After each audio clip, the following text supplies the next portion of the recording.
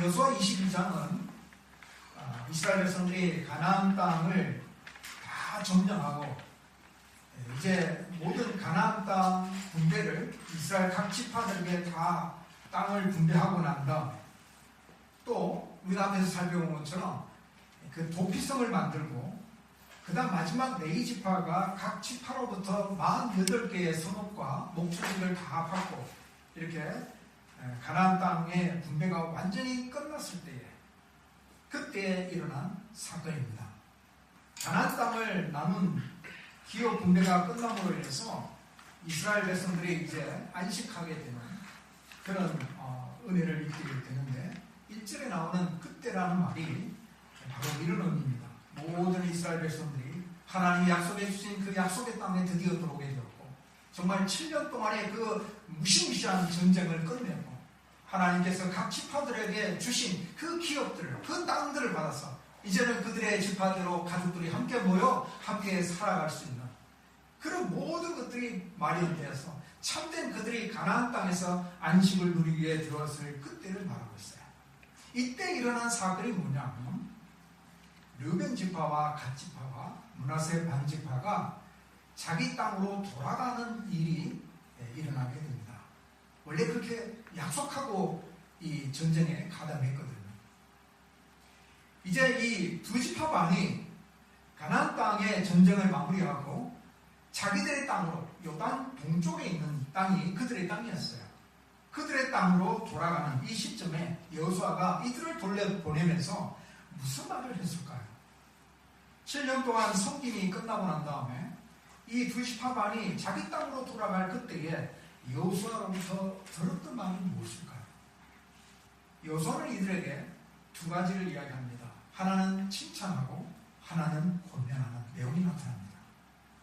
오늘 우리는 이 여호수아가 말한 이 칭찬과 권면의 모습을 살펴보면서 우리도 우리의 신앙생활 속에서 무엇을 우리가 신앙생활의 기준으로 삼아야 할 것인지 또 하나님이 주시는 교훈이 무엇인지 또 이 말씀을 통해서 우리의 삶에 적용하여서 우리가 더 성숙한 그리스도인으로 어떻게 하면 성장할 수 있을 것인지를 발견해 가게 되기를 소망합니다. 첫 번째, 여호수아가 칭찬한 내용이 2절과 3절에 나오는데요. 그들에게 이르되 여호와의 종 모세가 너희에게 명령한 것을 너희가 다 지키며 또 내가 너희에게 명령한 모든 일에 너희가 내 말을 순종하여 오늘까지 날이 오래도록 너희가 너희 형제를 떠나지 아니하고 오직 너희의 하나님 여호와께서 명령하신 그 책임을 지키도다. 두 지파 반은 모세가 명령한 것을 다 지켰다고 말씀합니다. 또 여호수아가 명령한 모든 일에 순종했다라고 말씀합니다.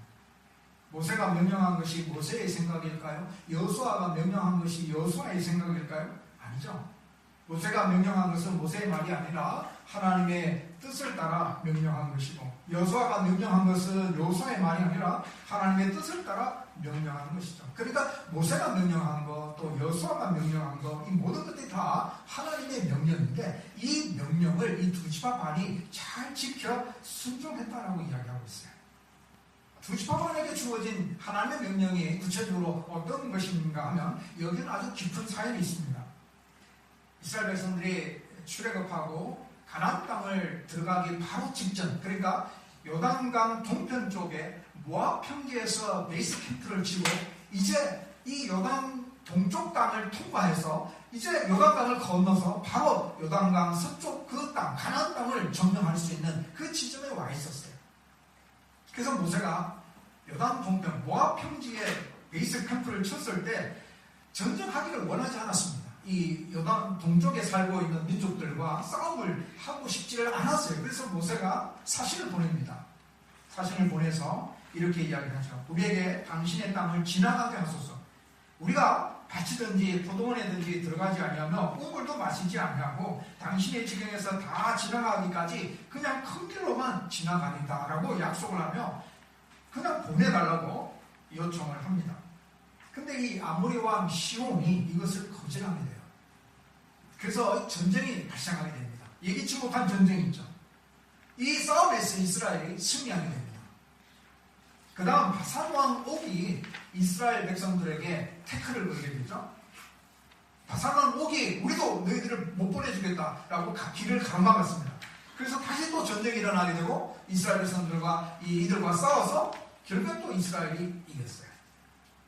그래서 이 요단 동쪽 땅을 이스라엘 백성들이 가지게 된 겁니다. 이때 이 두 지파 반이 이 땅을 갖고 싶은 마음이 생겼어요. 왜냐하면 이 땅은 굉장히 풀이 많고 그 다음에 물이 좋아서 목축업하기 아주 좋은 지역입니다.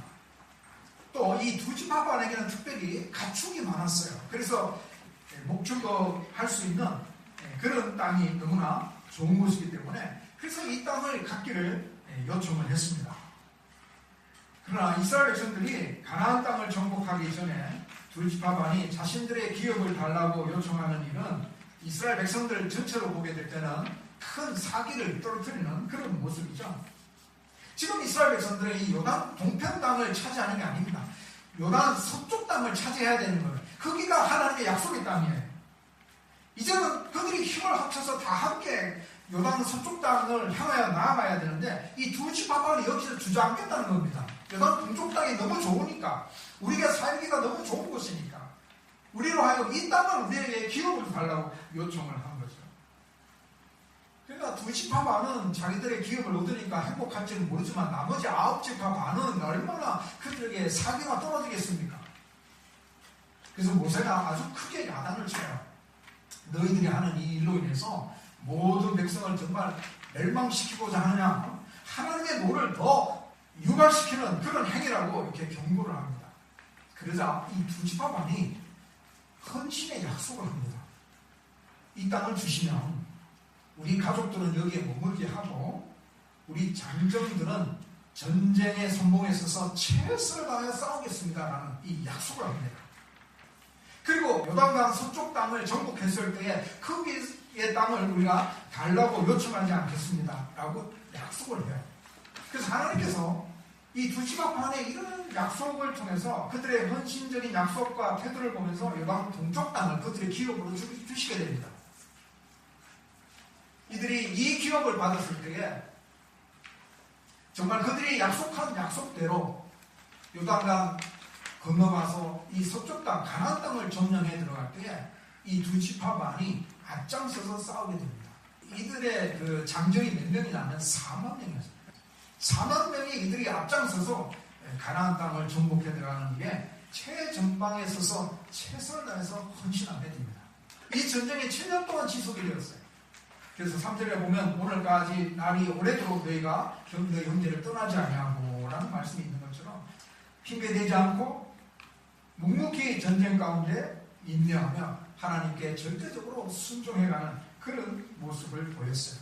또한 이들이 하나님께서 명령하신 그 책임을 지켰다라고 말하는데 그 책임이 뭐냐면 민수기 32장 29절에 보면은 여호와 앞에서 싸워서 그 땅이 너희 앞에 황복하기에 이르며 길르앗 땅을 그들의 소유로 줄 것이니라 라는 말씀이 나오는데 이 가나안 서쪽 땅이 너희 앞에 황복하게 되면 길르앗 땅은 요단 동쪽 땅을 말합니다. 길르앗 땅을 그들의 소유로 줄 것이다. 그러니까 가나안 땅이 항복되도록 해야 하는 그 책임이 이 두 지파 반에게 있었는데 그들이 이 땅을 차지하기 위하여 최선을 다해서 노력해서 그 책임을 이들이 감당했다라는 이야기입니다. 두 지파 반이 하나님의 명령에 순종하고 인내하고 자신들에게 주어진 책임을 지켜낸 모습을 보면서 여호수아가 칭찬하죠. 이와 같은 두 지파 반의 보여준 삶의 모습이 오늘 우리들의 신앙생활에 아주 중요한 기준을 제시하고 있는데요. 성도의 삶이라는 것은 하나님의 명령에 순종하는 것이죠. 그 순종을 이루어 나아갈 때에 참고 견뎌야 하는 인내가 있어야 하고 우리의 삶에 주어진 책임을 잘 지켜야 한다는 말씀입니다. 두 지파 반이 하나님 명령에 순종할 때 그 순종은 그리 쉬운 순종은 아니죠. 어떤 전쟁에서 자신의 목숨을 잃을 수 있는 그런 상황입니다.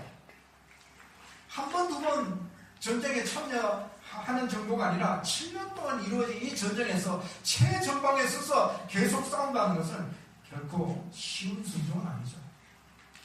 아브라함의 순종도 쉬운 순종이 아니었죠. 백세에 얻은 이삭을 모리아산에 가서 산 제물로 하나님 앞에 드리라는 이 하나님의 명령을 아브라함이 순종하잖아요. 어떻게 될지 모르지만 하나님의 명령 앞에 아브라함이 순종하잖아요.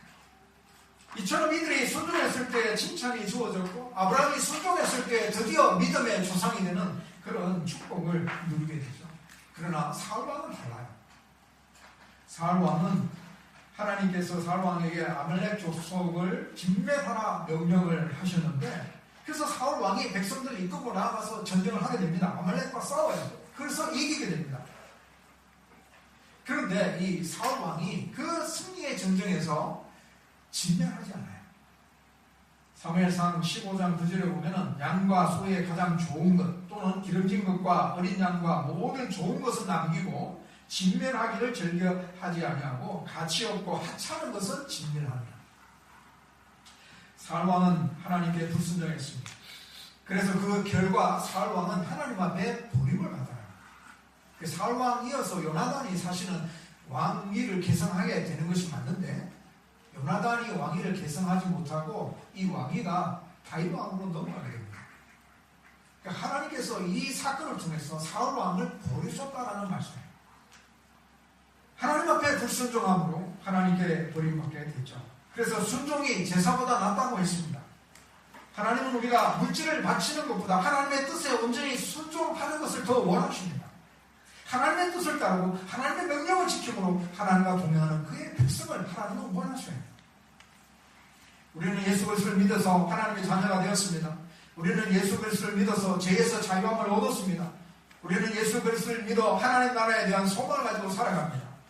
우리는 영생할 것입니다. 우리는 하나님과 함께 눈물도 없고 슬픔도 없고 아픔도 없는 오직 기쁨과 평안함이 있는 곳에서 영원히 살게 될 것입니다. 우리는 예수를 믿는 이 믿음 안에서 하나님으로부터 받은 축복이 넘쳐납니다. 이 세상에 줄 수 없는 완벽한 행복이 예비되어 있습니다. 이렇게 놀라운 하나님의 은혜를 받은 자들이기에 받은 만큼 우리가 더 수고하고 더 많은 책임을 지는 것은 당연한 것입니다. 하나님께서 주신 분량을 따라서 우리가 봉사하고 수고하며 하나님께서 주신 은혜를 따라서 책임있게 신앙생활을 감당하는 것, 이것이 바로 하나님의 뜻이고 하나님의 명령이죠. 두 지파만은 요단 서쪽을 떠나서 자신들의 땅으로 돌아갈 때에 칭찬을 받았습니다. 자신들이 있던 자리를 떠날 때에 이들은 남은 자들로부터 칭찬을 받았습니다. 우리도 이런 칭찬 듣는 사람이 되기를 소망합니다.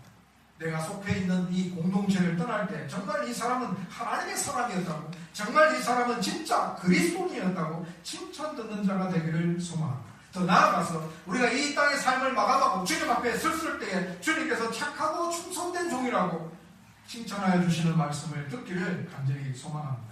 이런 칭찬을 듣기 위해서 오늘 우리는 하나님 명령에 순종하고 인내하며 주어진 책임을 잘 감당할 필요가 있습니다. 두 번째, 여호수아가 두 지파만이 자기의 땅으로 돌아가는 이들에게 권면한 말씀이 5절에 나옵니다. 5절에 보면 오직 여호와의 종 모세가 너희에게 명령한 명령과 율법을 반드시 행하여 너희 하나님 여호와를 사랑하고 그의 모든 길로 행하며 그의 계명을 지켜 그에게 친근히 하고 너희의 마음을 다하며 성품을 다하여 그를 섬길지니라. 이 두 지파만이 자기 땅으로 돌아가게 되면 두 지파 반과 나머지 9지파 반과의 사이에 뭐가 가로막고 있냐면 요단강이 가로막고 있습니다. 지금 그 강을 건너는 게 어렵지 않죠. 쉬운데 그때 당시에는 이 강을 건넌다는 것은 굉장히 힘든 것이었어요. 또 이스라엘 백성들은 그때 당시에는 이 성막 중심으로 하나님을 예배하고 하나님을 섬겼어요. 성막 중심의 신앙생활을 했습니다. 이스라엘에게는 3대 절기가 있는데요.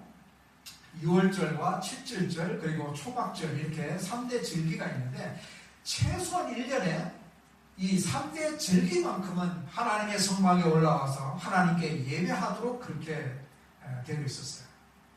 그래서 1년에 적어도 3번은 성막에 가서 하나님 앞에 예배해야 하는 그런 상황이었어요. 이때 당시에 이 성막은 어디에 있었냐면 실로에 있었죠. 실로에. 그러니까 이제 두 지파반이 요단강을 건너서 요단 동쪽에 가게 되면 그들이 1년에 최소한 3번은 이 서쪽으로 넘어와서 하나님 앞에 예배해야 되는 그런 어려움이 있는 거죠. 신앙생활을 하는 데 있어서 장애물이 발생한 겁니다. 사는 곳이 달라지면 신앙도 달라질 수 있는 위험이 도사리고 있어요. 두 지파 반이 이 이스라엘의 공동체에서 떨어져 나와서 다른 곳에서 살아가면 신앙이 달라질 수 있는 위기가 있습니다. 여호수아는 이런 위험과 위기가 그들에게 찾아올 수 있음을 내다보면서 그들에게 신앙에 대한 권면을 하고 있는 거예요. 5절 말씀에서 여호수아가 권면하고 있는 그 내용의 핵심은 뭐냐면 너희들이 하나님의 계명을 지키고 너희들이 하나님을 사랑하고 너희들이 하나님을 섬겨야 된다. 지금 이들이 잘하고 있는 겁니다. 그럼에도 불구하고 앞으로 이들이 살아가는 그 삶의 터전에 변화가 일어났기 때문에 이스라엘 전체적인 공동체에서 떨어져 나와서 두 지파 반이 이 외딴 곳에 요단강이라는 지리적인 장애물이 있는 가운데 살아가는 그런 삶을 살아야 하기 때문에 신앙의 장애물이 발생했기 때문에 여호수아가 다시 그들에게 이 신앙의 삶을 잘 살아가기를 권면하고 있는 거예요. 신앙은 한순간에 변질되지 않습니다. 변명할 수 있는 어떤 장애물이 있을 때 조금씩 변질되어 갑니다. 환경을 핑계 삼아서 자신을 정당화하면서 변질되어 가는 것이에요. 세상과 적당히 타협한다든지 하나님의 중심에서 나 중심으로 생각하는 생각의 변화를 통해서 점진적으로 신앙이 변질되어 가는 겁니다. 여호수아는 이런 부분들을 감지하고 이 두 지파 반이 지리적인 장애물 또는 공동체에서 떨어져 나간 현실적인 환경적인 그런 모습들을 통해서 그들의 신앙에서 떠날까봐 여호수아가 이렇게 고민하고 있는 거예요. 사울왕을 보면 사울왕은 하나님께 제사하라고 정말 좋은 것 기름진 것을 살려두었다라고 자기 자신을 정당화하잖아요. 이것은 하나님 중심에서 생각한 것이 아니에요. 나 중심에서 생각한 거죠. 하나님의 말씀은 사울왕에게 주어진 하나님의 명령은 아말렉 족속을 다 진멸하라는 것이었어요. 하나님의 명령이 주어졌습니다. 하나님의 뜻이 무엇인지 알았어요.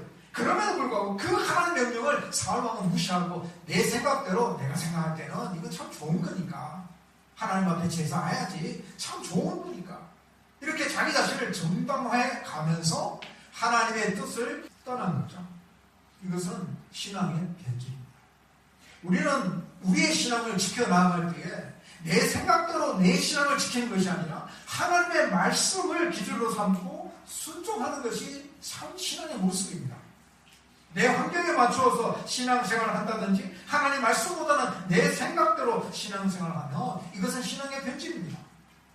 또 하나 우리가 여기서 눈여겨봐야 될 부분은 두 지파 반이 요단 동쪽으로 건너가잖아요. 그 땅은요 물이 좋고요 풀이 많아요. 그래서 목축하기가 참 좋습니다. 이들에게는 가축이 많았기 때문에 앞으로 이들은 그 좋은 땅 그곳에서 이들은 풍족한 생활을 하게 될 것입니다. 생활적인 측면에서 부족함이 없이 살아가는 그런 삶을 살게 될 것입니다. 풍족한 생활 가운데 살아갈 때 참된 신앙을 잃어버릴 수 있는 위험 요소가 도사리고 있어요. 먹고 사는데 지장이 없으면 늘 여유롭고 차고 넘치면 우리가 하나님께 예배를 잘할 것 같죠? 오히려 하나님을 예배하기보다는 육신적인 쾌락을 쫓아서 놀러갈 확률이 더 높아집니다. 좋은 환경 때문에 오히려 하나님을 믿는 이 신앙에서 나체함이 나타나게 되고 신앙의 변질의 모습들이 나타날 가능성이 더 많아지게 됩니다. 그래서 조심해야 돼요. 잠언에 보면 30장 8절 9절에 보면 나를 가난하게도 마옵시고 부하게도 마옵시고 오직 필요한 양식으로 나를 먹이시옵소서. 혹 내가 배불러서 하나님을 모른다 하며 여호와가 누구냐 할까 하오며 혹 내가 가난해도 도둑질하고 내 하나님의 이름을 욕되게 할까 두려워함이니이다. 이 가난해도 부해도 하나님을 믿는 신앙이 변질되지 않기를 바라는 마음이 여기에 가득 담겨있는 그런 기도의 내용이죠. 우리의 신앙생활에 요단강 같은 지리적인 장애물만이 위험한 것이 아니라 우리의 삶을 윤택하게 해주는 것도 우리의 신앙생활의 장애물이 될 수 있습니다. 우리의 삶의 환경에 따라서 여건에 따라서 형식적인 신앙생활, 변질된 믿음 생활을 할 수 있다는 거죠.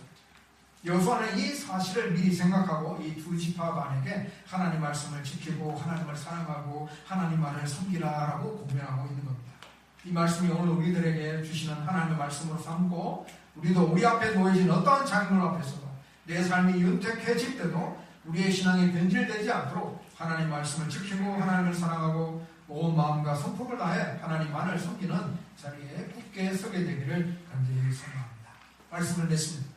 여호수아가 이 두 지파 반에게 칭찬과 권면을 하고 있는데 여기에 담겨있는 아주 핵심적인 내용은 뭐냐면 끝까지 변함없이 하나님을 믿으라는 말씀입니다.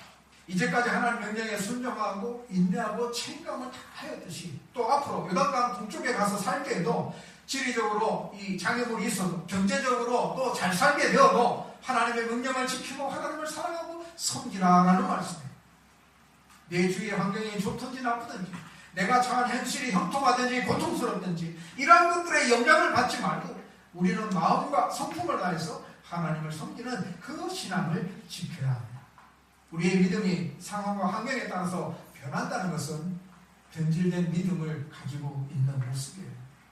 하나님을 섬길 때 마음과 성품을 다하여 하나님을 섬기라라는 이 말씀은 우리의 어떤 일부를 가지고 하나님을 섬기라라는 말씀이 아니라 우리의 전부를 마음과 성품을 다하여라는 말은 우리의 삶의 전부를 다하여 하나님을 섬기라는 뜻이에요.